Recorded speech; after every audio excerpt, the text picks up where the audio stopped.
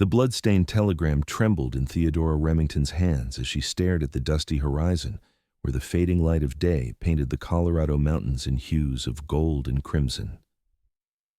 The year was 1878, and her life had just been irrevocably changed by 15 hastily scrawled words: brother dead, nephew orphaned, ranch needs tending, come immediately, Yuma Junction, Yates Zimmerman. Theo, as most called her, had never met her late brother's business partner, this Mr. Zimmerman, but she knew the name from the occasional letters James had sent before typhoid took him.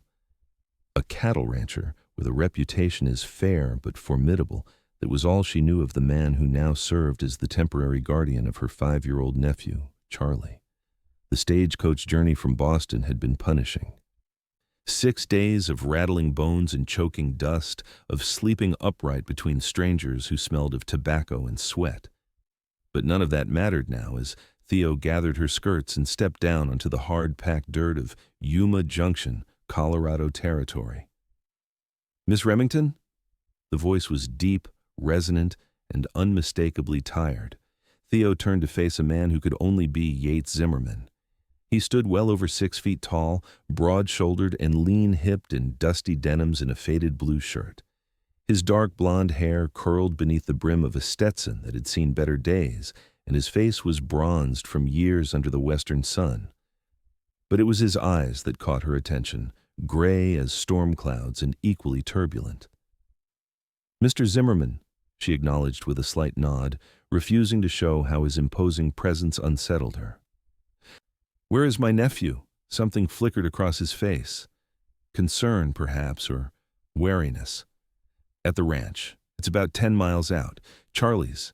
He's had a rough go of it, madam. Been having nightmares since your brother passed." The blunt statement of James's death struck her anew. "I need to see him. Now." Yates Zimmerman nodded once, then lifted her carpet bag as if it weighed nothing at all. "Wagon's this way. Got some water and bread if you're hungry." "I'm not hungry," Theo replied, though her stomach had been empty since dawn. "I just want to see my nephew." The ride to the Double Z Ranch was largely silent. Theo's mind raced with questions, but she kept them locked behind pressed lips. The landscape unfolded around them vast and untamed, so unlike the manicured gardens and cobblestone streets of Boston. "Your brother spoke of you," Yates finally said as they crested a hill. "Said you were teaching at a ladies' seminary back east." "I was," Theo said simply. 26 years old, and she had built a life for herself teaching literature to young women of means, a life now abandoned for this wild country and a child she hadn't seen since he was a toddler.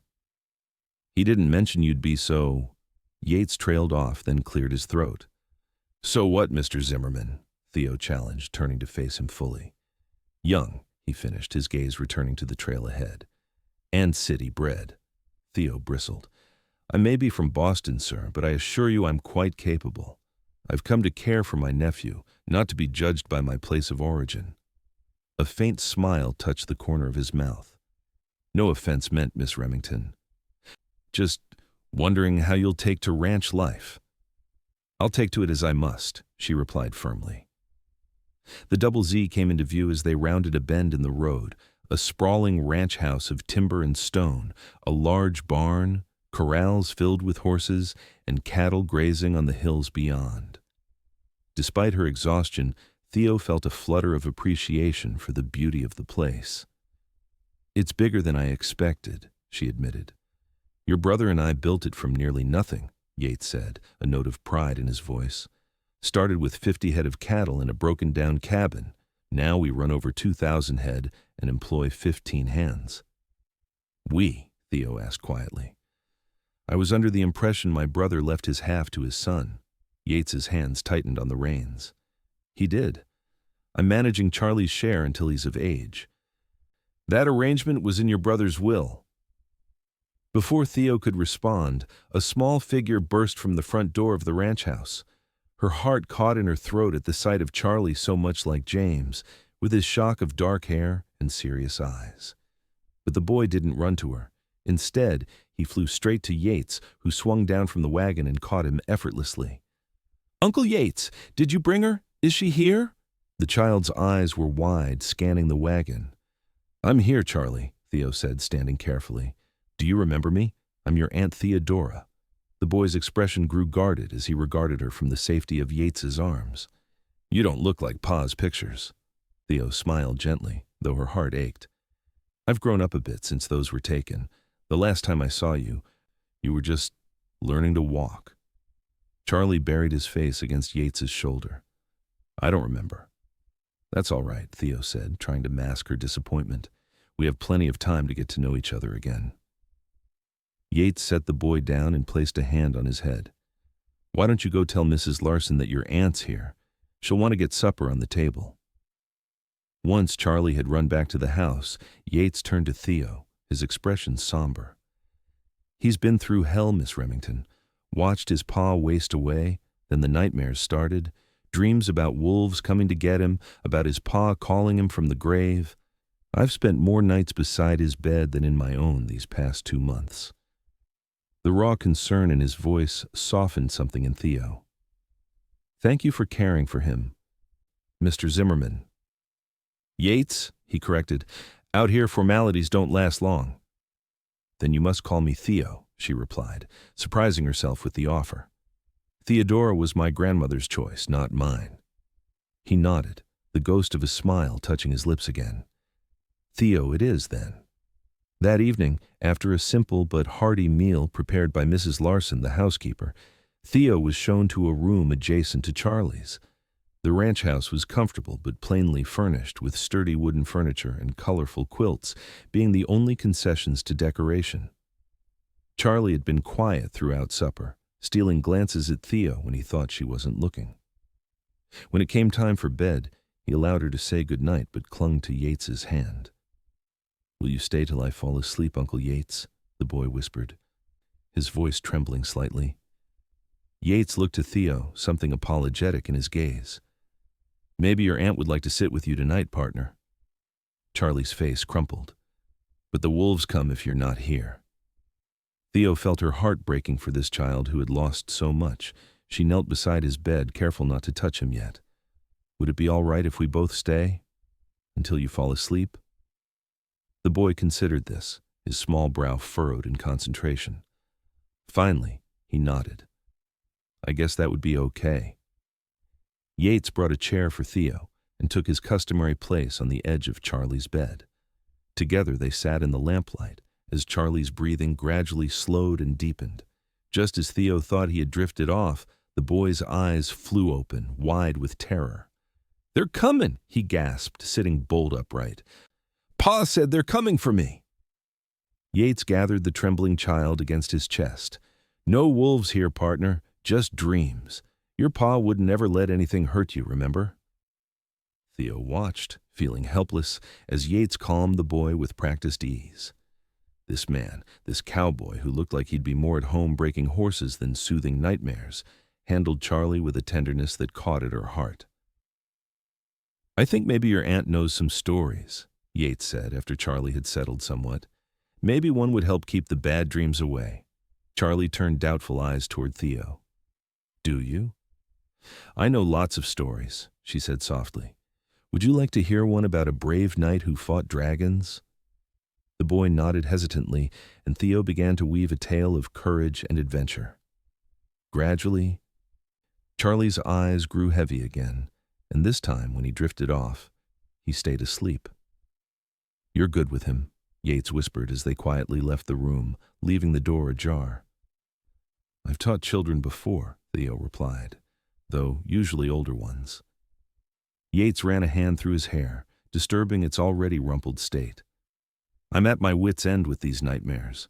Doc Spencer says it's grief, that they'll pass in time, but watching him suffer night after night—" He trailed off, his voice rough with emotion. "You care for him very much," Theo observed. "James was like a brother to me," Yates said simply. "Charlie's the closest thing to family I've got." The statement hung between them, loaded with implication. This man considered her nephew family, which made Theo— what?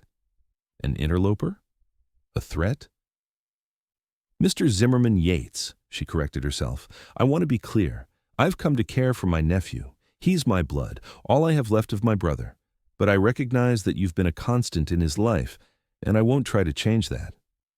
Relief visibly washed over him. "I appreciate that.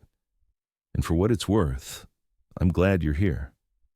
Charlie needs a woman's influence, someone to remind him of the gentler things in life." Theo raised an eyebrow. "Is that what you think women are for? Gentleness?" A surprised laugh escaped him. "No, madam. My mother could outshoot, outride, and outwork most men I've known. But there are some things a boy should learn from a woman, just as there are things he should learn from a man."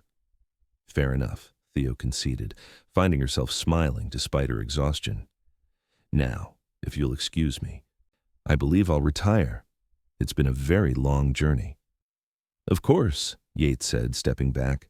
"Breakfast is at sunrise. Charlie's usually up with the roosters." That night, Theo lay awake in the unfamiliar bed, listening to the strange sounds of the ranch, the distant lowing of cattle, the occasional whinny of a horse, the creak and settle of the house itself. So different from the city noises she had known all her life. She was just drifting off when a strangled cry from the next room jolted her fully awake. Without thinking, she rushed to Charlie's bedside, finding him thrashing against his blankets, his face contorted in terror. "Charlie, wake up," she said gently, hesitating before placing a hand on his shoulder. "It's just a dream, sweetheart." The boy's eyes flew open, wild with panic. "Where's Uncle Yates?" "I'm here," came Yates's voice from the doorway. He was barefoot and shirtless, clearly having been woken from sleep. "I'm here, partner."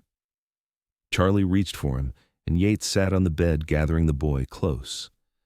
Over Charlie's head, his eyes met Theo's, silently communicating both apology and gratitude.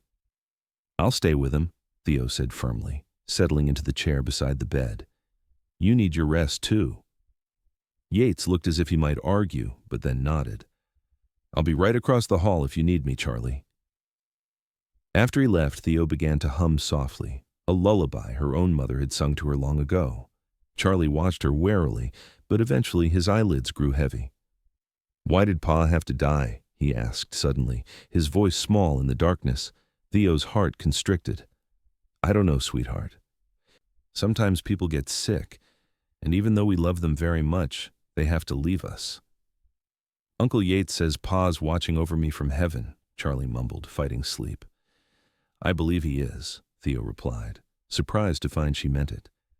"And so am I, right here beside you." Charlie's eyes drifted closed. "Will you stay till morning?" "Yes," Theo promised, reaching out to smooth his hair. "I'll stay right here till morning." And she did, dozing in the uncomfortable chair until the first light of dawn crept through the window. She awoke to find Yates standing in the doorway, 2 steaming cups in his hands. "Coffee?" he said quietly, offering one to her. "Thought you might need it." Theo accepted the cup gratefully, wincing as she straightened her stiff back. Charlie was still asleep, peaceful at last. "Thank you," she whispered. Yates nodded, his eyes lingering on her face. "Thank you for staying with him. First night in months he slept through once he got back down." Something warm unfurled in Theo's chest at his word's pride, perhaps, or the first tentative sense that she might belong here after all. The days fell into a pattern. Theo would spend her mornings helping Mrs. Larson with household chores, while Charlie shadowed Yates around the ranch. In the afternoons, she insisted on giving Charlie lessons reading, arithmetic, and history, though the boy often squirmed and complained that Uncle Yates never made him do sums. "Your Uncle Yates didn't attend Harvard," Theo would reply patiently. "Education is important, Charlie." At night, the 3 of them would sit on the porch after supper, watching the sunset paint the mountains. Sometimes Yates would tell stories of his adventures, cattle drives to Kansas City, encounters with outlaws, the time he got caught in a blizzard and survived by sheltering in a cave with his horse. Charlie hung on every word, but Theo found herself equally captivated. Yates Zimmerman was not the rough, uneducated cowhand she had initially assumed. He was articulate, thoughtful, and possessed a dry wit that often caught her by surprise. The nightmares continued, though less frequently. On the nights they came, Theo would sit beside Charlie's bed until morning, sometimes joined by Yates, sometimes alone. It was during these quiet night watches that she began to understand the depth of the bond between her nephew and his uncle Yates. One particularly bad night, after Charlie had finally drifted back to sleep, Yates spoke softly in the lamplight. "I was orphaned too, you know. Not as young as Charlie, I was 12 when my folks died of influenza.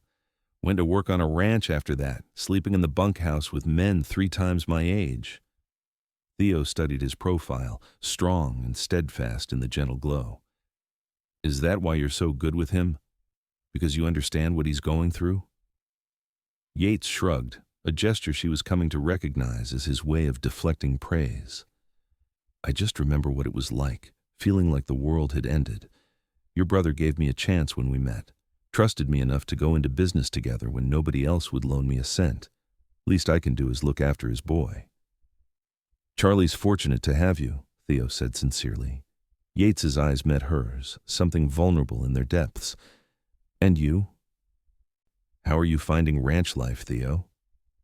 The question took her by surprise. She considered it carefully, looking around the simple room that had begun to feel like home. Different, challenging, but not without its charms. A smile tugged at his lips. Such diplomatic phrasing. You'd make a fine politician. "I'm being honest," she insisted. "I miss certain conveniences of city life, certainly. Hot baths that don't require hauling water, stores within walking distance, theater performances."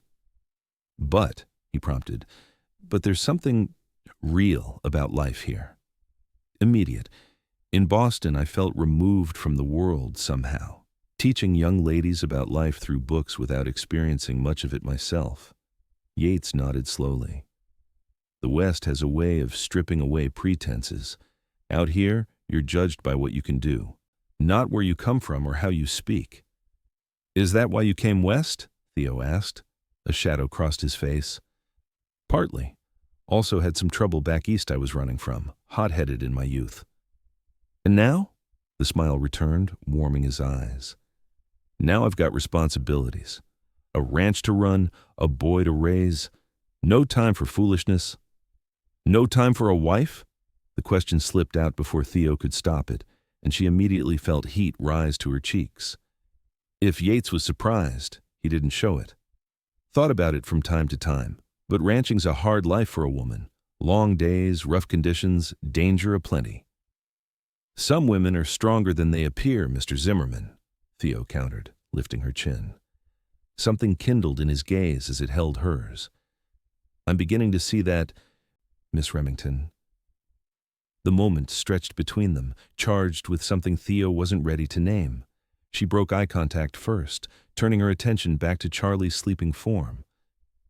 "We should both get some rest," she said softly. "Dawn comes early."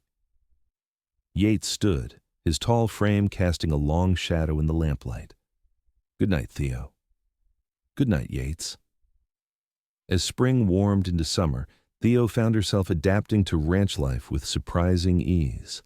Her hands grew calloused from work, her skin tanned from hours in the Colorado sun.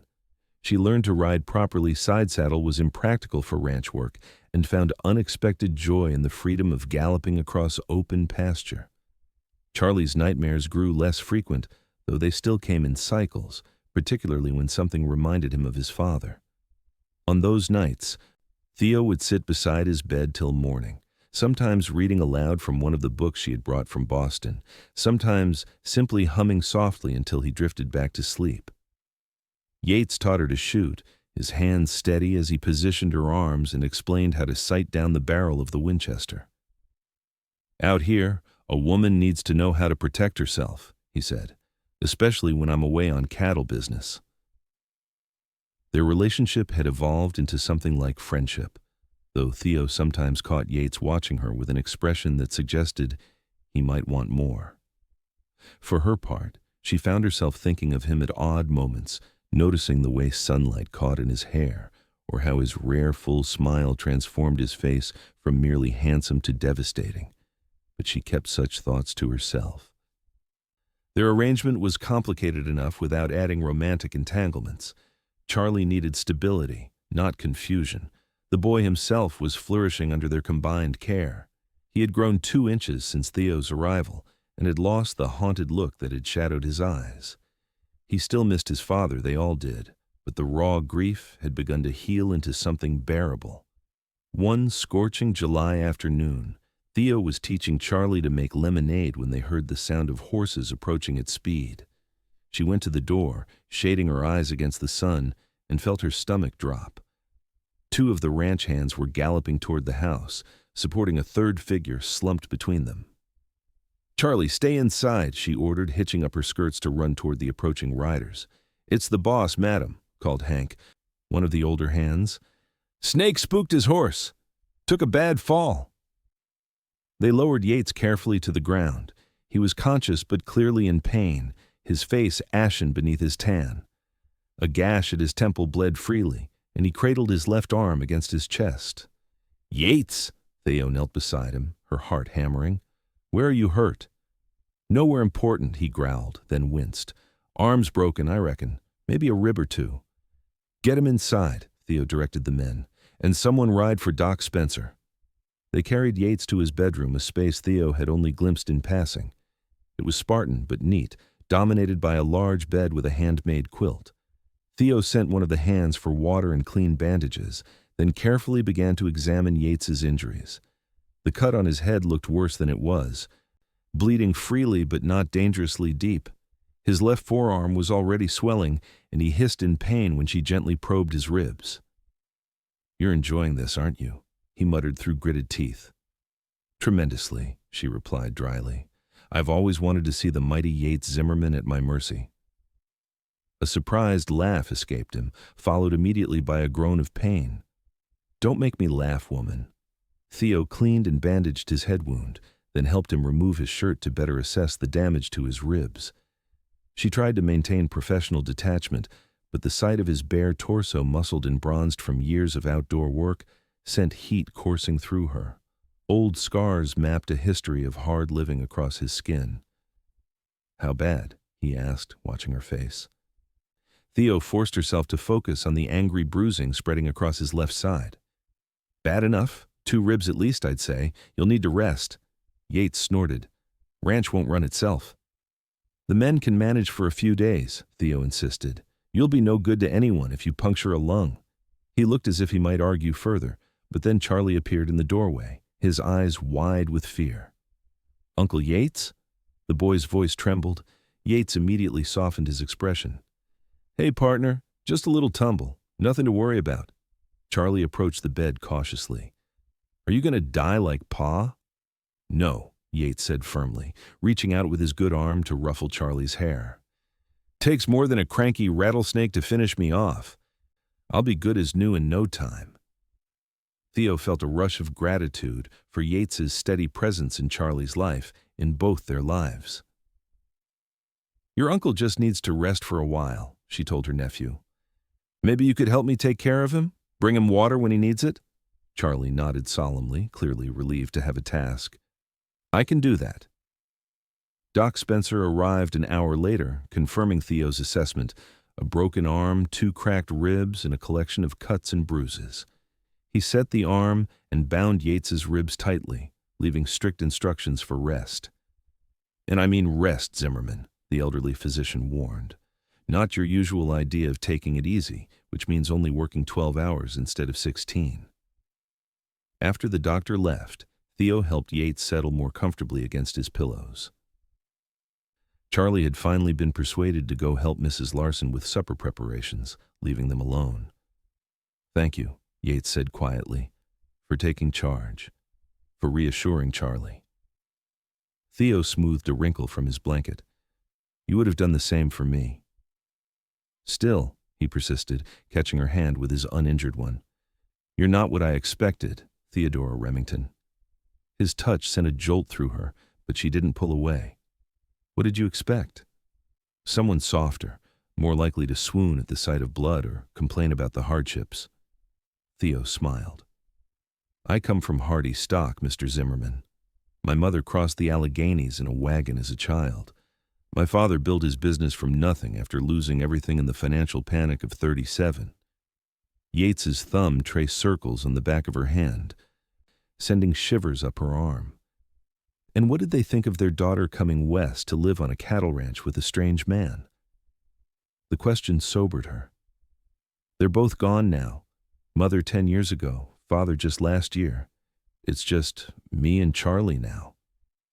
And me, Yates added quietly, if you'll have me. The words hung in the air between them, weighted with meaning. Theo's heart hammered against her ribs. Yates, A crash from the kitchen broke the moment, followed by Charlie's wail and Mrs. Larson's exasperated voice. Theo pulled her hand free, rising quickly. I should see to that, she said, not meeting his eyes. Theo. His voice stopped her at the door. We'll finish this conversation later.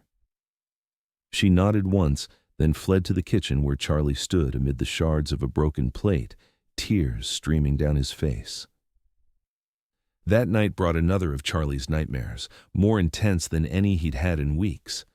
Theo rushed to his room to find him screaming for his father, inconsolable despite her attempts to comfort him. I want Uncle Yates, the boy sobbed, pushing her away. Theo hesitated, torn between her nephew's distress and Yates's need for rest. Before she could decide, Yates appeared in the doorway, leaning heavily against the frame. You should be in bed, Theo chided. But he ignored her, making his painful way to Charlie's bedside. Hey, partner, he said gently, easing himself down with a grimace. Bad dreams again? Charlie launched himself at Yates, who couldn't quite suppress a grunt of pain as the boy collided with his injured ribs. But he wrapped his good arm around Charlie nonetheless, murmuring reassurances. Pa was calling me, Charlie hiccuped against Yates's shoulder. Said the wolves were coming to get me. No wolves here, Yates assured him, just dreams. Your pa wouldn't let anything happen to you.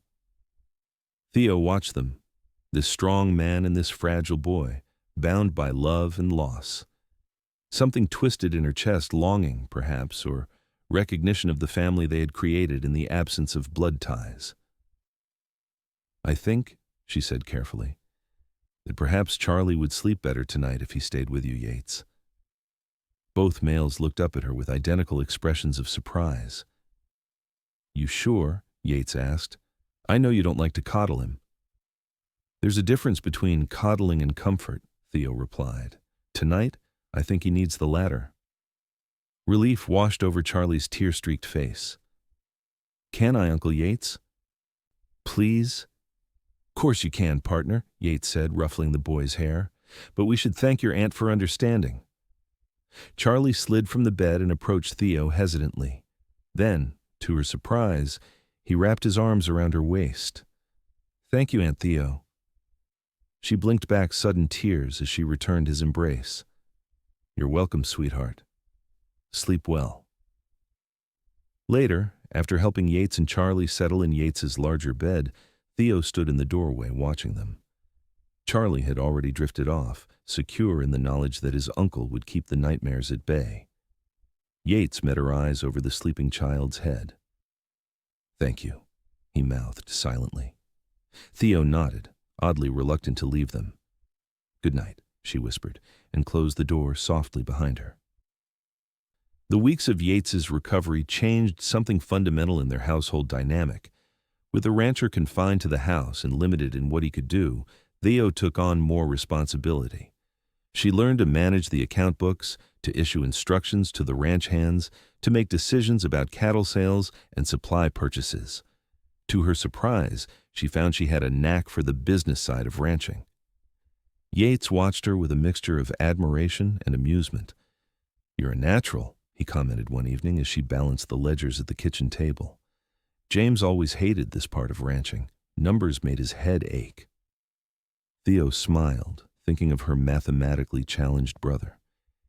He was the same as a boy. Mother despaired of him ever mastering his multiplication tables. Tell me more about him, Yates requested, settling into a chair across from her. About your childhood together. So she did, sharing stories of their youth in Boston. James's penchant for mischief, the time he accidentally set fire to their father's favorite chair, the stray animals he was constantly bringing home. Yates listened intently, occasionally offering his own memories of James as an adult. He was so proud when Charlie was born, Yates recalled, a soft smile playing around his mouth.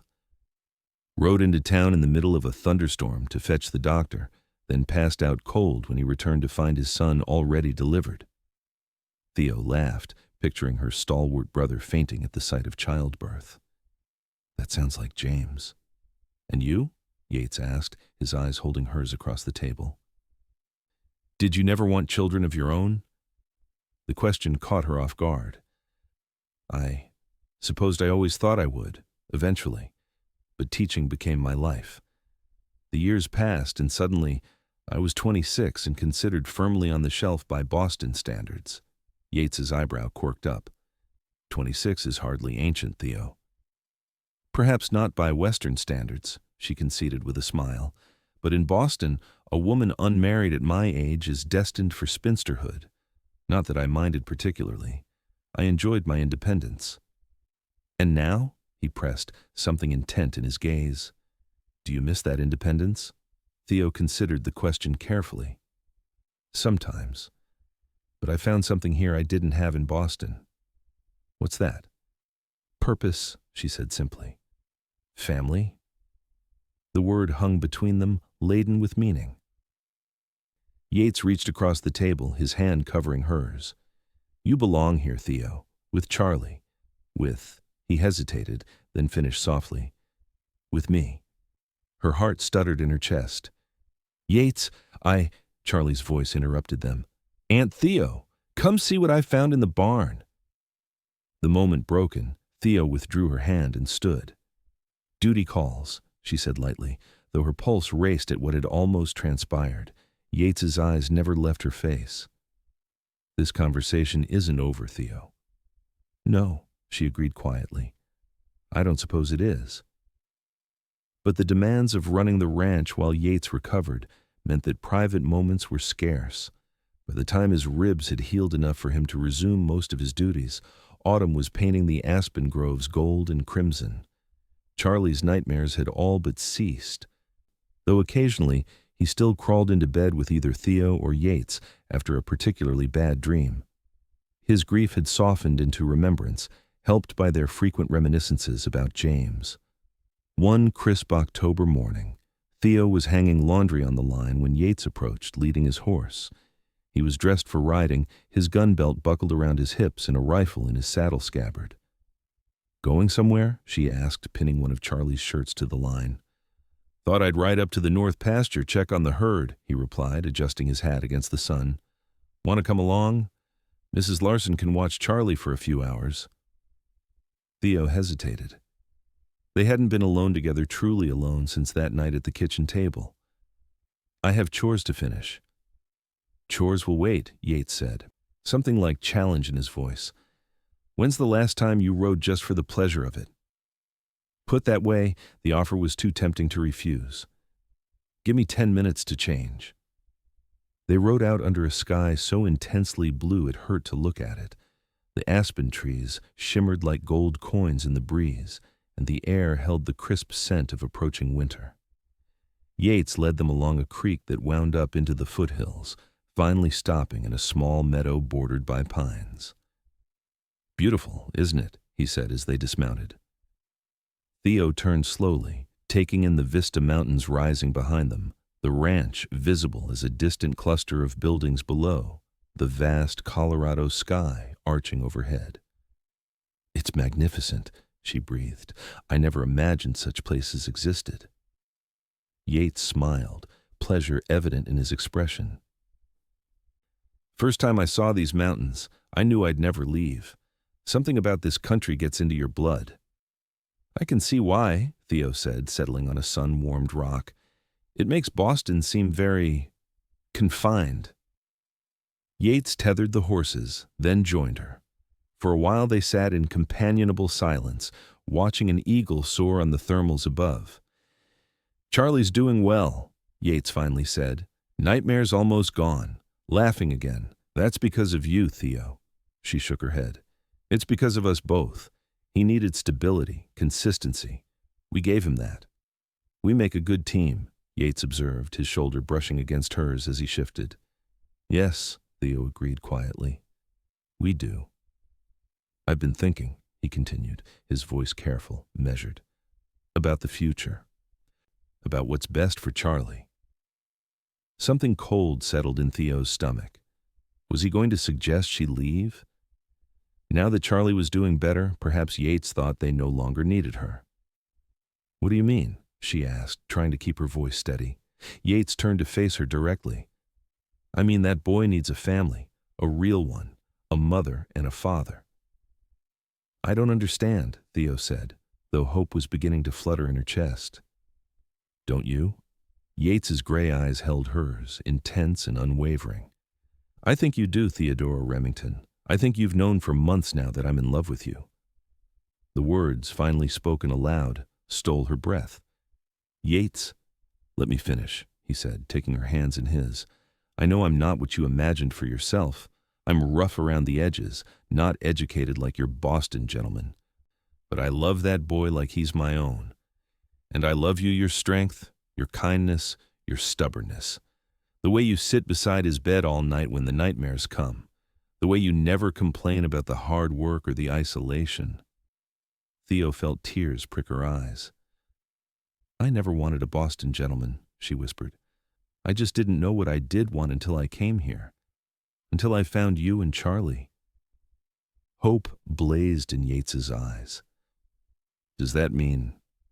It means I love you too, Yates Zimmerman, Theo said, her voice stronger now. It means I want to build a life here with you and Charlie. A family. Yates's smile was like sunrise breaking over the mountains. He cupped her face in his calloused hands and kissed her a kiss that spoke of promises and possibilities, of nights by Charlie's bedside and days under the vast Colorado sky. When they finally broke apart, Theo was laughing through her tears. I never expected this when I stepped off that stagecoach. No? Yates grinned, pulling her close against him. And what did you expect, Miss Remington? Certainly not to fall in love with a cowboy, she replied, reveling in the solid warmth of him, or to find that I belong on a cattle ranch in the middle of nowhere. Not nowhere, Yates corrected, his lips brushing her temple. Home, the word filled her with contentment. Home, she agreed, for all of us. They were married 2 weeks later in the small church in Yuma Junction, with Charlie standing proudly as Yates's best man. The boy had been ecstatic at the news, running through the ranch house shouting that Aunt Theo was going to be his new mother. Is that all right with you? Theo had asked him carefully. If I'm your mother now? Charlie had considered the question with his usual seriousness. Pa would like it, he finally declared. He always said family's the most important thing. And now we're a real family. On their wedding night, after Charlie had finally been persuaded to go to sleep in his own bed, with promises that they would be right down the hall if nightmares came, Theo and Yates lay tangled together in what was now their shared bedroom. Happy, Mrs. Zimmerman? Yates asked, his fingers tracing lazy patterns on her bare shoulder. Deliriously, Theo replied, still marveling at how right it felt to be in his arms. Though I'm not entirely convinced Charlie will stay in his own bed all night. Yates chuckled, the sound rumbling through his chest beneath her ear. Probably not, but that's what family is, interrupted moments and shared spaces. I wouldn't have it any other way, Theo said sincerely. These past months, sitting beside his bed till morning, they taught me what it means to love someone more than yourself. You're a natural mother, Yates told her, pressing a kiss to her hair. Maybe someday Charlie will have brothers and sisters to share those nighttime vigils with. Warmth bloomed in Theo's chest at the thought. I'd like that, she whispered. Very much. As if summoned by their conversation, a small knock sounded at the door, followed by Charlie's tremulous voice. Aunt Theo? Uncle Yates? I had a bad dream. Theo and Yates exchanged glances, then smiled in unison. Come in, partner, Yates called, ensuring they were both properly covered. The door cracked open, and Charlie's tousled head appeared. Can I sleep with you? Just tonight? Of course, sweetheart, Theo said, patting the space between them. Oh, just tonight. As Charlie snuggled between them, Theo met Yates's eyes over the boy's head. The love she saw there matched the fullness in her own heart, a love built on shared responsibilities and quiet night watches, on understanding and acceptance. This was what she had crossed a continent to find, though she hadn't known it at the time. Not just her nephew, but a man who would love them both with unwavering devotion and a life richer and more fulfilling than any she could have imagined in Boston. Outside, the wind whispered through the aspen trees, and somewhere in the distance, a coyote called to its mate. Inside, in the warmth of their bed, Theo Zimmerman held her family close and knew, with absolute certainty, that she was exactly where she belonged. The seasons turned, as they always do on a working ranch, with each bringing its own joys and challenges.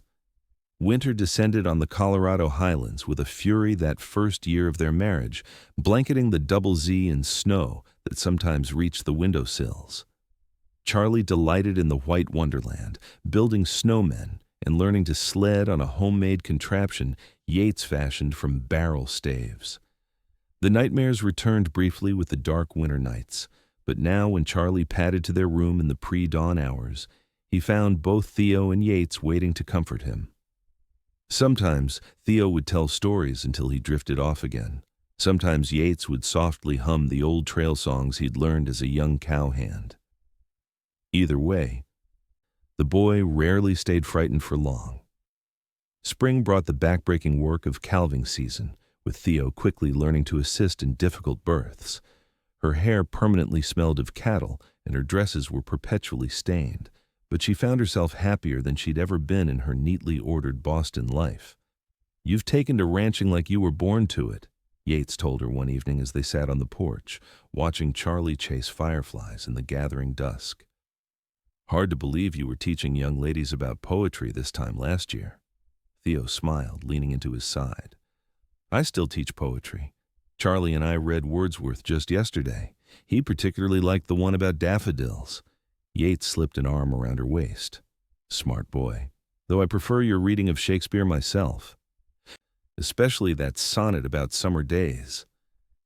"Why, Mr. Zimmerman," Theo teased, "are you developing literary tastes?" He grinned down at her. "Just appreciating the way your voice gets all soft and warm when you read the romantic parts." Their first anniversary arrived with the golden days of autumn. Yates surprised Theo with a gift, a beautiful leather-bound journal and a fountain pen of finest quality. "For your writing," he explained as she ran her fingers over the buttery soft cover. "You mentioned once that you used to write stories before teaching took all your time." Theo was touched beyond words that he had remembered such a small detail. "Thank you," she whispered, rising on tiptoe to kiss him. "I'll write our story, yours and mine and Charlie's." "Make sure to mention how handsome the cowboy is," Yates joked, but his eyes were serious as they held hers, "and how much he loves his schoolteacher wife."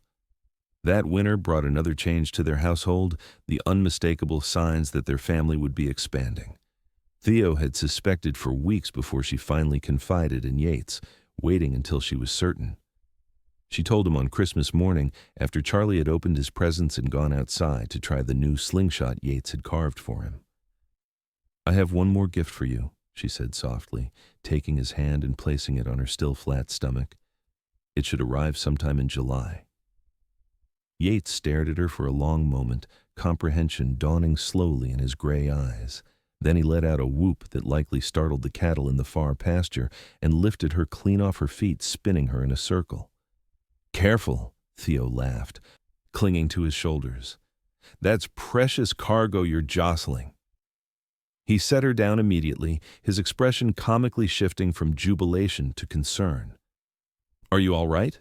Should you be sitting down? Do you need anything?" "I'm perfectly fine," she assured him, amused by his sudden protectiveness. "Women have been having babies since the beginning of time, you know." "Not my wife," Yates said, his hands gentle as they cradled her face. "Not my child." The wonder in his voice melted her heart.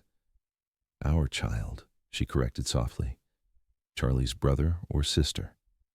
Speaking of Charlie, they decided to wait a few weeks before telling him the news, wanting to be sure all was well with the pregnancy first.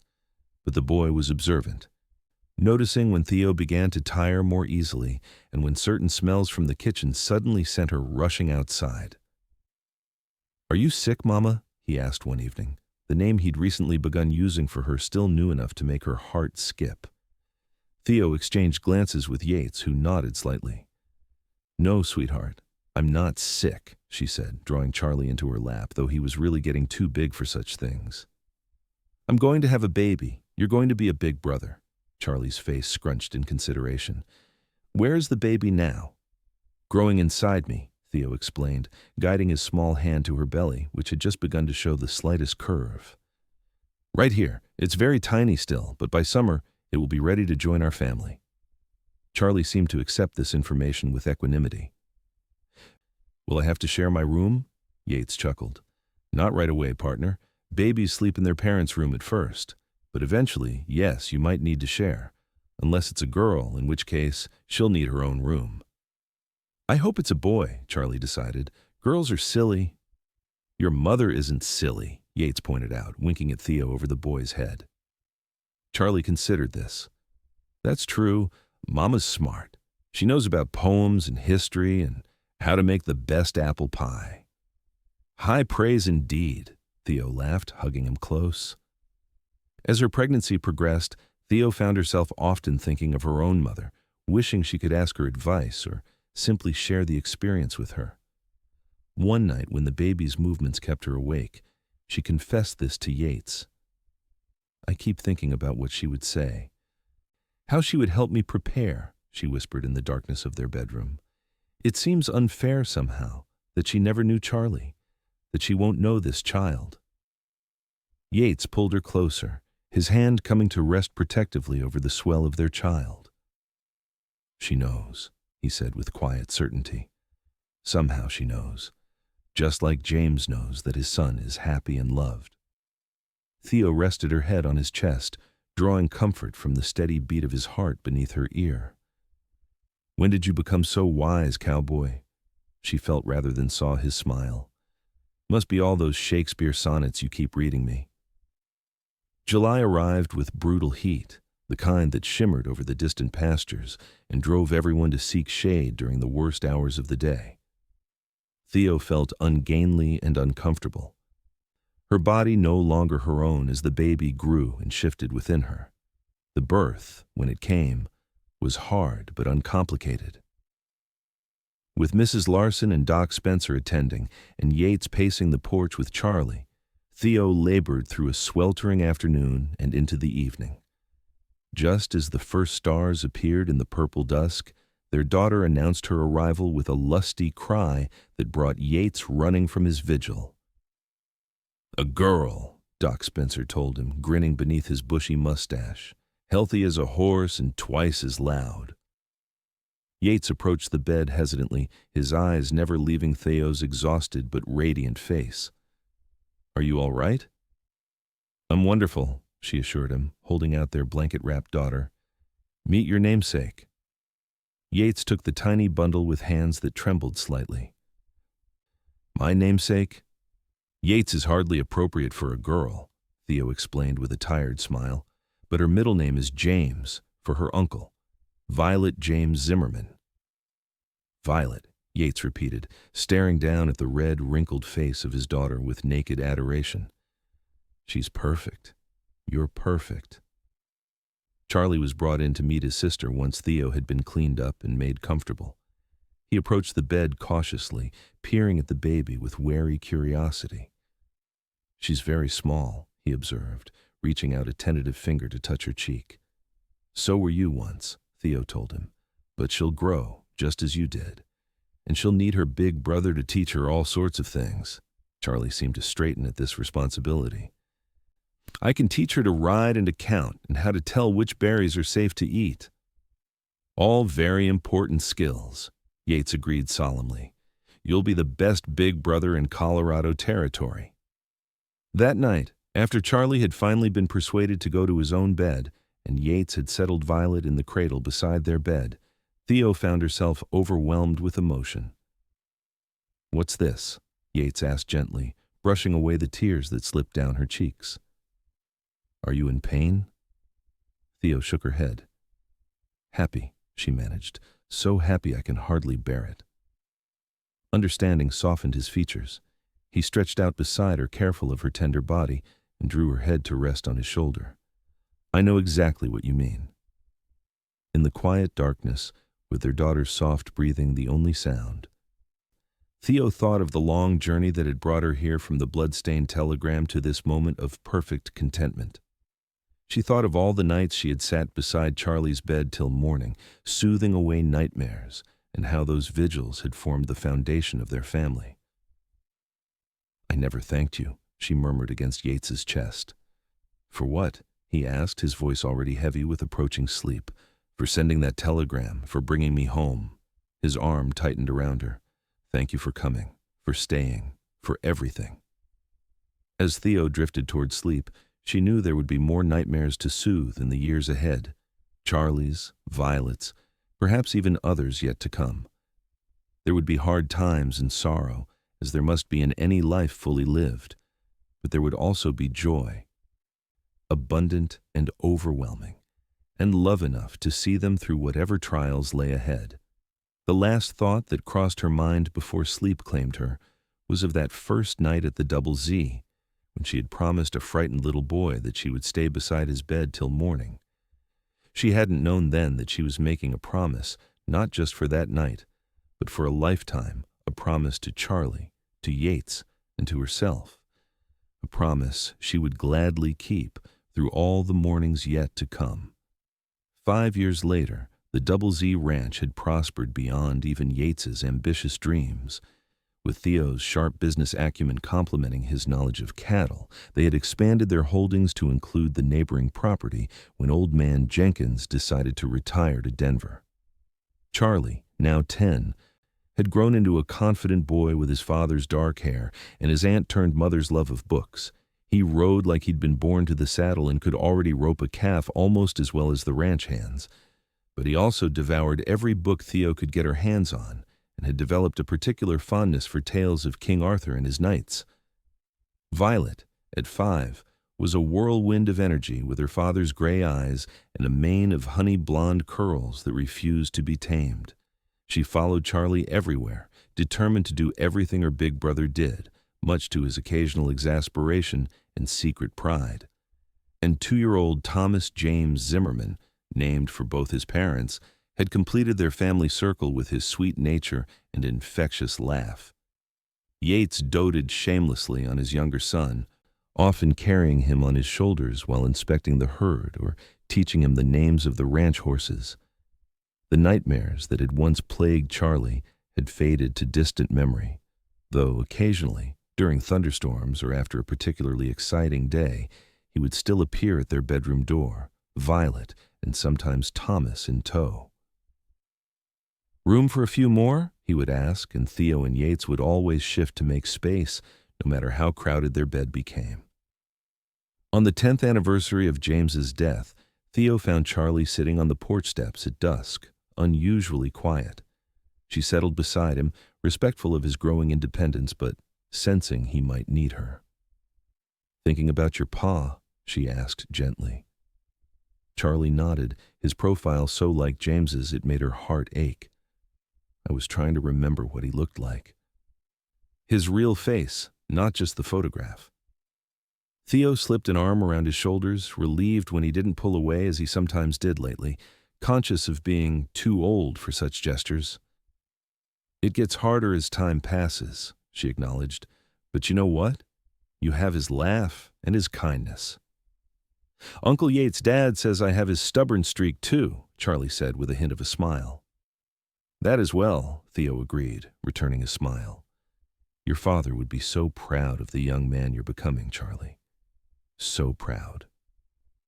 "Do you think—" Charlie hesitated, then pressed on. "Do you think he would mind that I call you and Dad mother and father now? That sometimes I forget he was my real pa?" Theo's heart constricted at the genuine worry in his voice. "Oh, Charlie, no. Your father loved you more than anything in this world. All he would have wanted was for you to be happy and loved, and you are both of those things, aren't you?" "Yes," Charlie said without hesitation. "I am." "Then he would be content," Theo assured him, pressing a kiss to his temple. "Love isn't divided when it's shared, Charlie. It's multiplied. Having Yates and me and Violet and Thomas in your life doesn't mean you love your father any less. It just means your heart has grown bigger." Charlie considered this, then nodded slowly. "Like how you can love both teaching and ranching." "Exactly like that," Theo agreed, impressed as always by his insight. They sat in comfortable silence for a few minutes, watching the sunset paint the mountains in shades of amber and rose. From inside the house came the sound of Yates's deep laughter mingled with Violet's high-pitched giggles and Thomas's delighted squeals. "We should go in," Charlie said finally, standing and offering Theo his hand with the courtly manners she'd instilled in him. "Before Dad lets Violet and Thomas destroy the kitchen again." Theo laughed, allowing him to help her up. A wise precaution. That night, after the children were finally asleep and the house had settled into quiet, Theo and Yates sat on the porch swing, a quilt drawn over their laps against the autumn chill. The stars blazed overhead in a dazzling display that still, after all these years, took Theo's breath away. "Charlie was thinking about James today," she told Yates, her head resting comfortably on his shoulder, worrying that he might be forgetting him. Yates sighed, his breath forming a small cloud in the cool air. I wondered if that might be troubling him. He had that look he gets when something's weighing on his mind. "I told him James would be happy knowing Charlie was loved," Theo said, "that he'd be proud of the boy he's becoming." "You told him right," Yates agreed, his arm tightening around her. "James would be pleased with how his sons turned out, and grateful to you for being the mother Charlie needed." "To us both," Theo corrected, tilting her face up to his. "We did it together, just as we've done everything since I arrived at the Double Z." Yates smiled down at her, the lines at the corners of his eyes deeper now, but his gaze as warm as ever. "Best partnership I ever made, taking you on as co-guardian of that boy." "Is that what you call it?" Theo teased. "A business arrangement?" "Well, the benefits have certainly exceeded my expectations," Yates replied, bending to brush his lips against hers. "Though I have to say, Mrs. Zimmerman, when I sent that telegram to Boston, I never imagined I'd end up with 3 children and the most beautiful wife in Colorado." "Flatterer," Theo murmured against his mouth. "You just want me to sit up with Thomas when he wakes at midnight." "Guilty as charged," Yates admitted with a chuckle. "Though I'm happy to trade you, I'll take Thomas' duty if you'll handle Violet when she demands another story at dawn." "Deal," Theo agreed, settling back against him as they resumed their gentle swinging. As the night deepened around them, she reflected on the journey that had brought her to this moment, from the frightened, grieving teacher who had stepped off a stagecoach in a strange town to the confident rancher's wife and mother of 3 she had become. The path had not always been easy, but each step had led her exactly where she was meant to be. "Penny for your thoughts," Yates said, breaking into her reverie. Theo smiled, watching a shooting star trace a bright path across the velvet sky.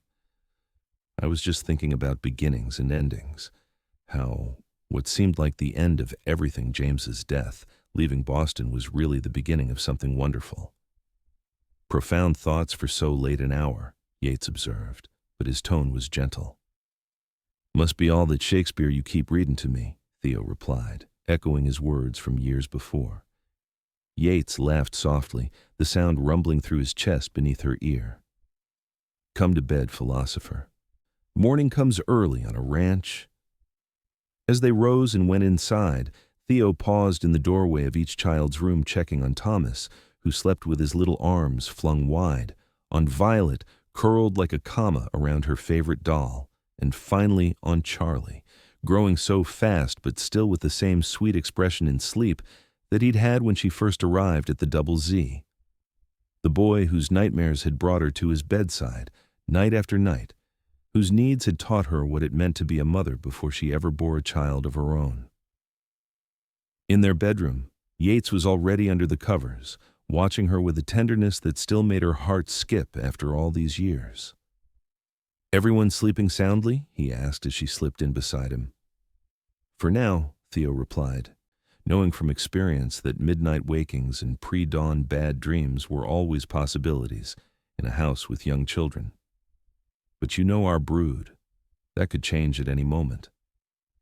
"And if it does," Yates said, drawing her close against his solid warmth, "we'll be here. Together."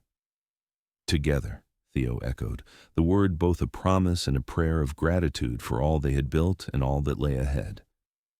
Outside, the Colorado wind sang through the aspen trees, and somewhere in the distance, a coyote called to its mate.